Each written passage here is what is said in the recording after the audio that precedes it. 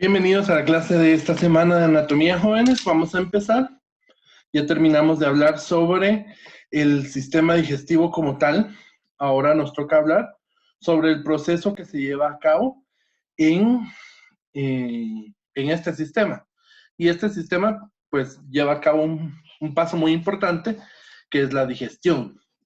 Cuando hablamos de la digestión, vamos a decir que va a tener varias fases y estas fases se van a ir llevando a cabo en cada uno de los órganos que componen al sistema digestivo. Y empezamos hablando de la boca, donde vamos a llevar a cabo el proceso de la masticación, insalivación, el esófago, que va a llevar a cabo su función de deglución como paso de la boca hacia el estómago, una mezcla que se hace ya en el estómago junto con la secreción que genera el estómago para mezclar los alimentos con esos jugos.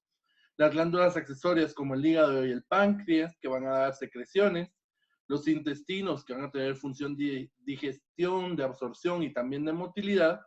Y el colon, que va a ser finalmente motilidad, absorción, pero también la eliminación por medio del proceso de la defecación. Este es un proceso. Entonces, cada una de las partes de este proceso tiene una función especial e importante que debe llevarse a cabo. No podemos hablar de una digestión si no hay una masticación. No podemos hablar de la digestión si no existiera la secreción gástrica. E incluso si nosotros no consideráramos el papel que tiene los microorganismos, la microbiota intestinal, la flora que se encuentra dentro del lumen intestinal y que muchas veces pasamos por desapercibidos. Pues básicamente recordamos los pasos. Son 10 pasos los que se llevan a cabo.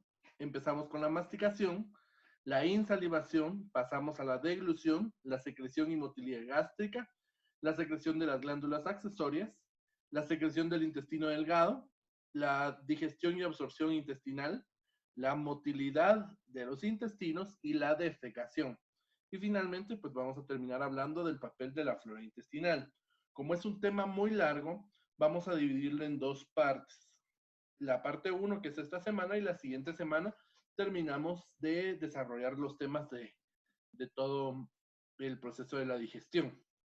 Así que hoy empezamos con la masticación. Y pues para hablar de la masticación, nos vamos a dar cuenta o vamos a definirlo como un conjunto de movimientos que se llevan a cabo dentro de la boca, que la función que esta tiene va a ser la de ablandar aquellos alimentos que son duros, triturarlos, molerlos hasta fabricar una pasta fina, rasgar y cortar los alimentos y mezclarlos con la saliva. Si recordamos, estas son las funciones de los dientes. Sin embargo, se necesita de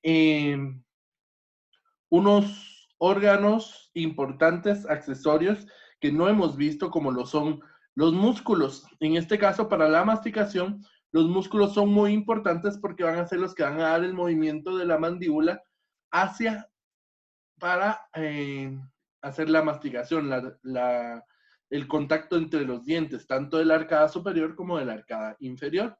Los dos músculos más importantes son los músculos maceteros.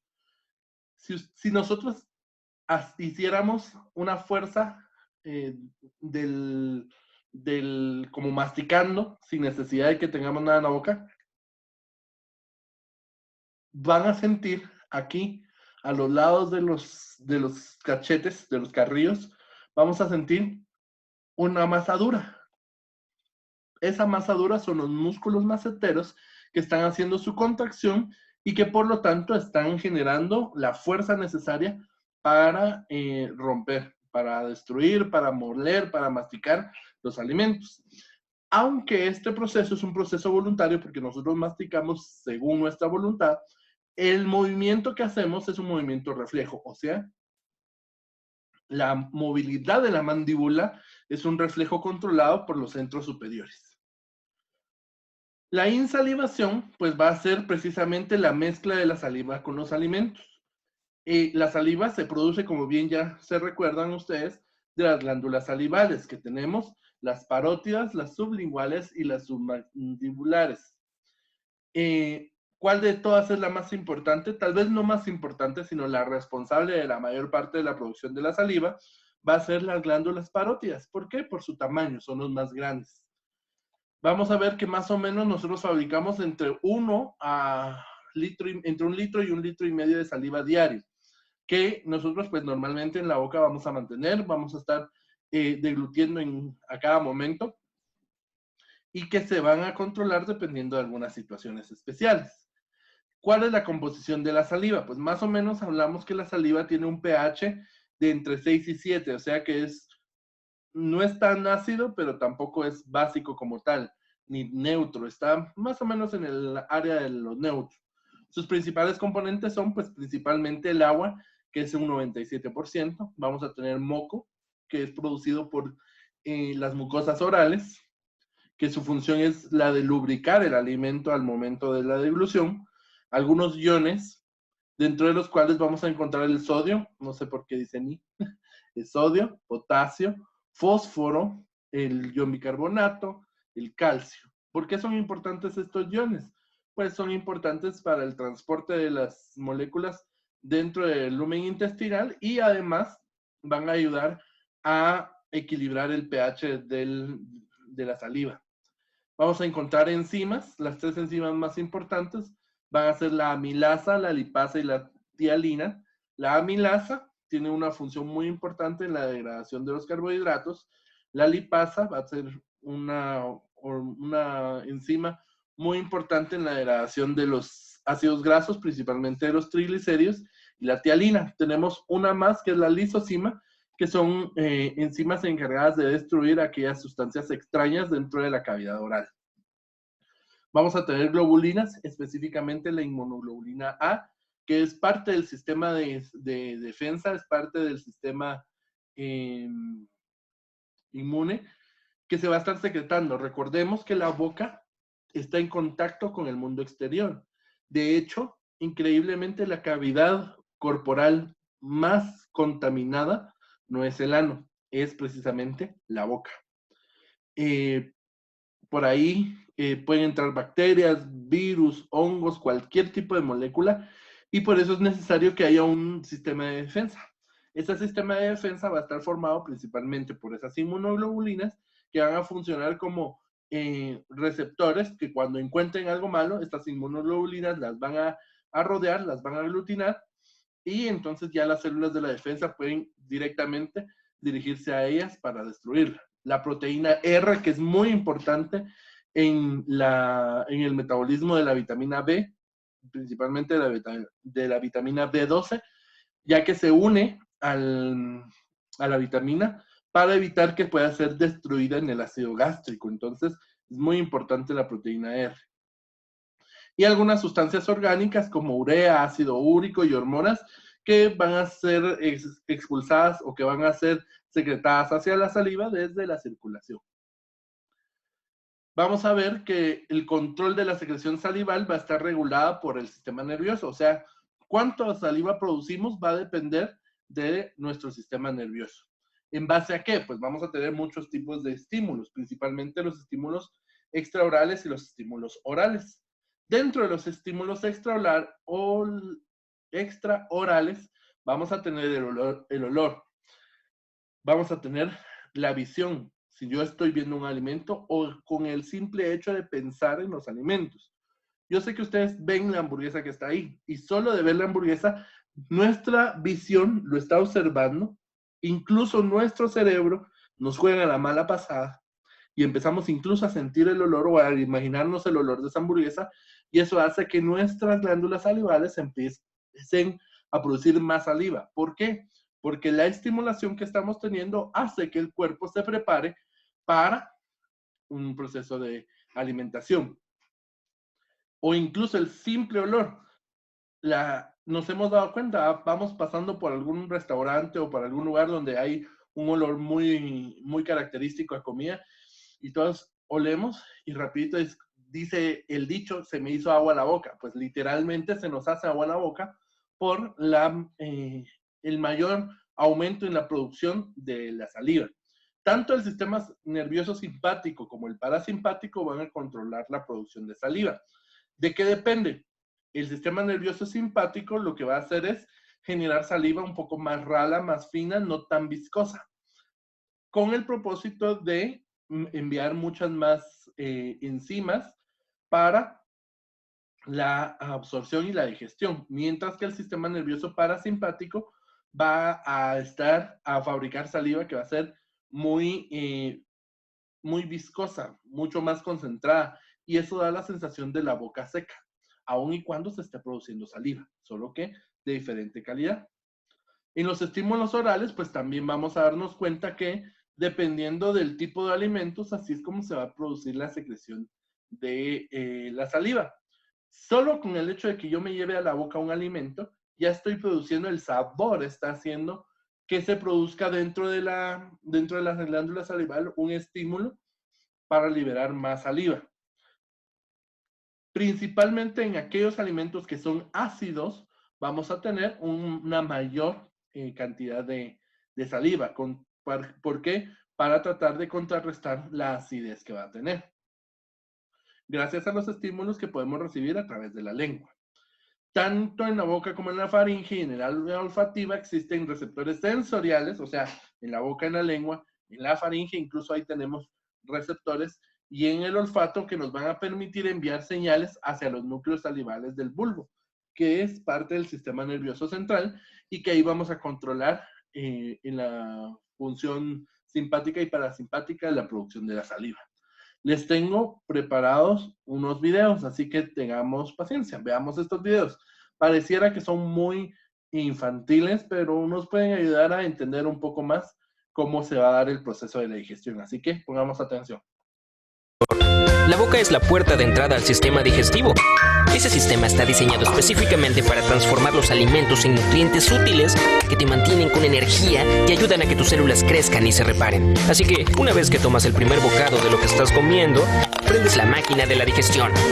A medida que masticas, la comida se divide en pedazos para facilitar el proceso. La saliva es útil, ya que se mezcla con la comida y la descompone aún más. De esa forma, tu estómago no tiene que digerir trozos enteros de comida. Por cierto, aquí hay un dato curioso. La cantidad de saliva que produces en un año podría llenar 2 bañeras medianas. Casi como una piscina llena de baba. ¡Wow! De verdad está lloviendo saliva aquí. ¡Uy! Mejor me cuido de esos dientes. No quiero terminar como el chico pavo de allí. Y es difícil porque este chico está usando su lengua para enrollar comida alrededor de su boca y hace sus dientes. En serio, hoy no tengo ganas de convertirme en mermelada. Así que voy a evitar toda esta masticación. Bajemos por el tobogán. Si se dan cuenta, la lengua también tiene un papel muy importante, no solo en de percibir los sabores, sino que también va a ayudar en el proceso de la masticación, en ese movimiento reflejo, a empujar los alimentos hacia los dientes para que estos sean triturados en su totalidad en la cavidad oral. La deglución, aquí ya hay una situación un poquito más compleja, porque involucra más órganos. Involucra a la cavidad oral, involucra a la lengua, involucra a la faringe, involucra al esófago e incluso a la laringe. Y entonces, para poderlo comprender, nosotros dividimos la deglución en 3 fases. La primera, una fase bucal, la segunda, una fase faríngea, y la última, la fase esofágica. Vamos a hablar primero de la fase bucal. Hablando de la fase bucal, lo que sucede es que al momento de que nosotros decidimos tragar, la lengua empuja el alimento hacia el paladar duro para que éste se resbale, luego el paladar blando va a permitir el paso hacia la faringe. Este primer momento, esta primera fase es un proceso voluntario. Nosotros decidimos hacerlo. Las siguientes 2 fases ya no son procesos voluntarios, sino que se hacen por medio de músculos involuntarios y de procesos principalmente estimulados por la gravedad. Entonces, el bolo alimenticio se empuja a través de la lengua hacia el paladar y ahí termina la fase bucal. Porque una vez ha pasado el límite del paladar, entramos a la fase faríngea, a la orofaringe. Recordémonos que la faringe se divide en 2 porciones, bueno, en 3 porciones, una nasofaringe, una orofaringe y una laringofaringe. Pues ahorita pasamos a la fase faríngea, donde entra en contacto el bolo alimenticio con la orofaringe. Aquí, ¿qué sucede? El paladar blando va a impedir el paso de los alimentos hacia la nasofaringe. Y la epiglotis va, al momento de resbalar los alimentos, recordemos que la epiglotis está justo detrás de la lengua, al resbalar, la epiglotis va a descender y a tapar la entrada hacia la tráquea. Por lo tanto, no le queda otra situación, no le queda otro camino al bolo alimenticio que irse para el esófago. Ahora bien, todos en algún momento hemos tenido uno de esos pequeños accidentes en los cuales pues estamos comiendo o de repente nos asustamos o nos reímos o pasa algo que hace que nuestro sistema respiratorio entre a querer accionar y sale, por ejemplo, la famosa salida de líquidos por la nariz, que estamos tomando Coca-Cola o leche o lo que sea, y queremos estornudar, reír o toser y de repente, ¡pum!, se va los alimentos de la orofaringe pasan a la nasofaringe. ¿Por qué? Porque se relaja el paladar blando y ya no funciona esa puerta, digamos, se abre y permite el regreso de los alimentos a través de la nasofaringe. Esos son accidentes que a todos en algún momento nos han pasado. Proceso involuntario. Aquí recordamos que la fase faríngea ya es un proceso involuntario. Aquí no tenemos ya control nosotros de lo que está sucediendo. Y la última fase, que es a la que vamos a llamar la fase esofágica, pues hay un proceso, sigue siendo un proceso involuntario, y aquí lo que sucede es que está el esófago, que es un tubo, y se va a generar una onda de peristalsis, un movimiento directo del músculo del esófago, haciendo como un movimiento de ordeñamiento, se podría decir, en la que se genera un anillo contráctil, se enrolla o se cierra, y eso va a ir empujando el bolo alimenticio hacia abajo. Y ese anillo va a funcionar en un solo sentido, de arriba hacia abajo. Recordemos una parte muy importante en la deglución. Aquí la lengua empujó el alimento. Veamos, acá está la epiglotis, cómo la epiglotis se va cerrando con el paso del alimento para evitar que el alimento entre hacia la laringe y luego hacia la tráquea. Muy bien, veamos nuevamente esto. Ahora nos dirigiremos a la garganta, también llamada faringe. No una bifurcación. ¿Hacia dónde voy? De Tin Marín, de Dopingüe. Parece que por aquí debemos ir. Espera, creo que me equivoqué de camino otra vez. Porque todo está temblando. Ay, pobre humano, está tosiendo como loco. Alguien dele una buena palmada en la espalda. Ahí está, de vuelta a la normalidad. Lo siento, amigo. Eso estuvo cerca. Casi termino en sus pulmones. Eso no sería bueno. Muy bien, estoy de vuelta en el camino, así que vamos a intentarlo de nuevo. Me he metido correctamente en un tubo para tragar que lleva el sofisticado nombre de esófago. Me gusta llamarlo el tobogán de comida, pero es mucho menos espacioso de lo que imaginaba. Me estoy quedando un poco aplastado aquí. ¿Cómo sigo bajando? Ya veo. Los músculos de las paredes del esófago de este chico están apretando detrás de mí y relajándose delante de mí. Este es un proceso llamado peristalsis y es lo que me mueve a través de su sistema digestivo. Un par de segundos después, y ahora hemos llegado al final del túnel. Aquí hay un músculo que se abre para permitir que los alimentos ingresen al estómago y evita que se vuelvan al esófago. Es un poco como la seguridad del aeropuerto. Solo soy un turista. Señor, déjeme entrar. Yupi, he pasado. Si se recuerdan, esa porción inferior del esófago, por arriba tenemos el esfínter esofágico superior, que se relaja al momento de caer los alimentos a la entrada, y hasta el final tenemos un esfínter esofágico inferior, o también denominado cardias, que es lo último que menciona nuestra amiga Uva ahí. Muy bien. Ahora nuestro tema. Una vez que el esófago ha permitido el paso del alimento a través de él, que ha transportado el alimento desde la boca por medio del proceso de la deglución en sus 3 fases, cae hacia el estómago luego de que el cardia se abre y permite el paso del bolo alimenticio. Aquí vamos a encontrarnos ya al estómago, que el estómago va a tener la característica de que dentro de él va a haber un jugo gástrico que va a estar formado que va a ser fabricado por las células del estómago. Se recuerdan que a la hora de ver la anatomía propia del estómago nos dimos cuenta de que dentro de las criptas del Ibercum encontrábamos varias células y estas células tenían la característica de fabricar algún elemento importante para la secreción gástrica. Pues más o menos en el estómago se fabrican 2 litros de jugo gástrico al día aproximadamente. Recordemos que dentro del jugo gástrico va a haber agua que nos va a ayudar a mantener la acidez, un 98% va a ser agua, sales que van a estar formadas por sodio, potasio, cloro y iones hidrógeno, el ácido clorhídrico o el HCl de las células parietales, que es lo que se conoce como el ácido gástrico, las mucoproteínas fabricadas por las células de la mucosa, las células caliciformes que van a ayudar a proteger al epitelio gástrico, enzimas provenientes de las células parietales, también el factor intrínseco que es muy importante para el metabolismo de las vitaminas del complejo B, y también vamos a seguir encontrando inmunoglobulinas. A lo largo de todo el trayecto del sistema gastrointestinal se van a estar liberando estas inmunoglobulinas como un mecanismo de protección para evitar que alguna sustancia extraña, bacteria o cualquier situación que pueda ser dañina al cuerpo pueda ingresar. Vamos a encontrar que hay 3 hormonas principales que fabrica el estómago, que van a ser la gastrina, la grelina y la somatostatina. ¿Por qué no hablamos más a profundidad aquí de estas hormonas?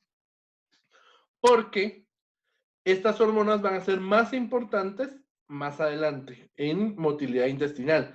Estas hormonas no tienen o no ejercen su acción directamente en el estómago. Lo van a hacer a distancia. Va a ser una función endocrina y no una función exócrina. O sea, no va a ser ahí, sino va a ser en otros órganos donde van a tener función. Siempre dentro de la función del sistema gastrointestinal. La motilidad gástrica, que es muy importante porque en el estómago se va a almacenar el alimento y se tienen que haber algunos movimientos del estómago para ayudar a la mezcla con el jugo gástrico y por medio de esa acción de molido romperse también en partículas mucho más pequeñas hasta convertirse en el quimo. Recordemos que hasta ahorita seguimos hablando de bolo alimenticio, una sustancia semipastosa, semisólida, todavía no está tan digerida, de manera que en el estómago, con el hecho de mezclarse con el jugo gástrico, ya vamos a tener el quimo, que va a ser mucho más líquido. Cuando está vacío, el estómago más o menos puede tener 50 centímetros, 50 mililitros de volumen, pero se puede aumentar, puede crecer hasta 1500 mililitros, hasta 1,5 litros, sin que eso haga que aumente la presión en su interior. Vamos a ver que para la motilidad gástrica, el estómago se va a contraer de diferentes formas. Se recuerdan que tenemos 3 tipos de músculo: un músculo circular, un músculo transverso y un músculo longitudinal. Que esto lo que va a hacer es hacer un movimiento de mezcla dentro del estómago para poder mezclar bien el jugo gástrico, los ácidos del estómago, para poder mezclarlo. Finalmente, vamos a llegar a la válvula más inferior del estómago, que es el píloro.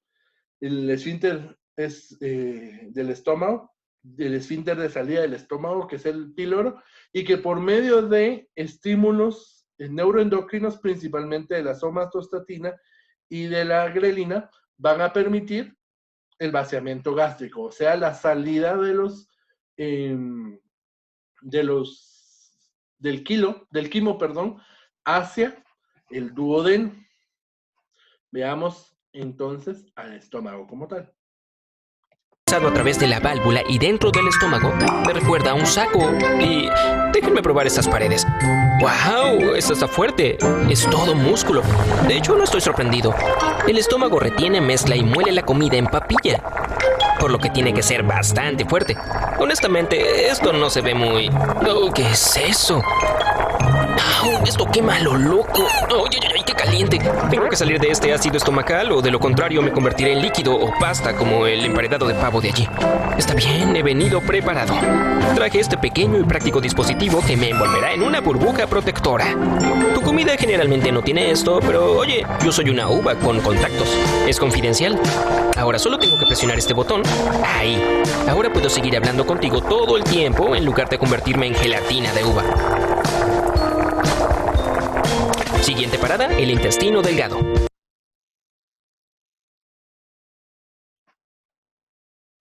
Muy bien. Hemos terminado la clase de esta semana, pero vamos a terminar con el proceso de la digestión, tanto en intestinos, las glándulas de secreción y el colon. De manera que, pues necesito que sigan estudiando. La bibliografía sigue siendo la misma porque nos quedamos a la mitad del tema. Vamos a terminar con los procesos de absorción y digestión propiamente dichos, la motilidad de los intestinos y la defecación, y vamos a hablar sobre el papel de la flora intestinal dentro del proceso de la digestión. También vamos a ver algunas de las patologías más frecuentes en el proceso de la digestión o cómo es que se pueden llegar a dar algunos de estos problemas y también vamos a tratar de hacer una síntesis general del proceso de la digestión. Como tarea, lo que van a hacer, pues seguir pasando el contenido de la clase al cuaderno y vamos a investigar siempre todas las tareas que estamos haciendo ahorita, las vamos a seguir trabajando en cuaderno y vamos a investigar sobre qué es la gastritis o la enfermedad péptica, qué es, cómo se produce y la importancia que tiene el tratamiento en el manejo de estos pacientes. Vamos a enviar las fotos por la asignación de Edmodo y finalmente vamos a terminar nuestro tema de esta semana. Ahora bien, debido a que el viernes fue un asueto oficial y que no trabajamos, pues ya no le subí la asignación del parcial. Así que durante esta semana vamos a estar trabajando los parciales en línea. Así que estén pendientes y vamos a trabajar lo más importante. No vamos a incluir el proceso de la digestión porque el proceso de la digestión nos va a servir como parte fundamental para el análisis del segundo examen parcial. Así que un gusto haberles saludado. Quédense en casa, guárdense, protéjense y nos vemos la próxima semana. Bueno, la próxima clase. Un saludo.